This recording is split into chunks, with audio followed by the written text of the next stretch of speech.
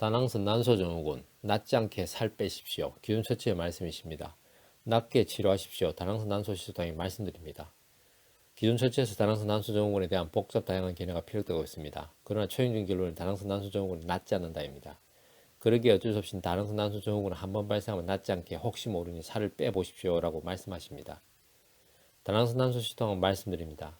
다낭스 난소증후군은 낫습니다. 치료하시면 되십니다 라고. 기존 처치가 처음부터 다낭스 난소증후군은 낫지 않는다는 결론에 이르지는 않았습니다.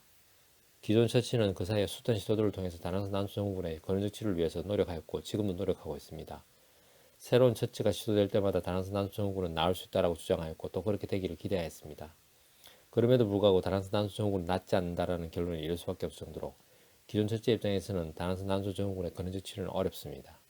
물론 기존 처치는 지금의 노력들에 안주하지 않고 새로운 시도들을 끊임없이 경주할 것을 기대합니다. 결국 다낭스 난소증후군은 낫지 않는다는 결론에 도달한 기존 처치 입장에서는 더 이상 다낭스 난소증후군은 낫는다는 귀결이 아닌 다낭스 난소증후군은 낫지 않게 관리되어야 한다는 명제에 수렴할 수밖에 없습니다. 그러니 당연히 관리해야 할 항목들이 계속적으로 추가될 수밖에 없습니다. 그렇게 식이관리, 운동관리, 스트레스관리 등등 끊임없는 관리가 추가되면서 다낭스 난소증후군 환자분들의 일상을 옥죄고 있습니다만 이런 기존 처치 입장에서 어쩔 수 없습니다. 왜냐하면 식이관리를 통해 체중을 빼면 간혹 증상이 조금 완화됨을 확인할 수 있기 때문입니다. 그렇게 운동관리, 스트레스관리를 하면 조금 완화됨을 확인할 수 있기 때문입니다. 그러나 구체적으로 식이관리, 운동관리, 스트레스관리 등으로 다낭스 난소증후군을 관리해 보시면 때로는 완화되다가 악화됨을 알게 되십니다. 즉 알려진 관리법처럼 일관적인 증상의 완화에 도움이 되지 않는다는 사실을 확인하시게 되십니다.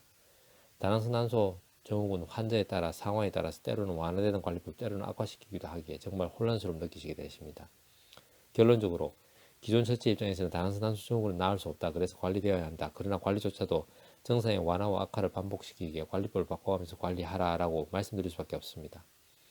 그러나 다낭스 난소증후군은 낫습니다. 따라서 복잡하고 다양한 기존 처치의 관리법은 너무 신경 쓰지 마십시오.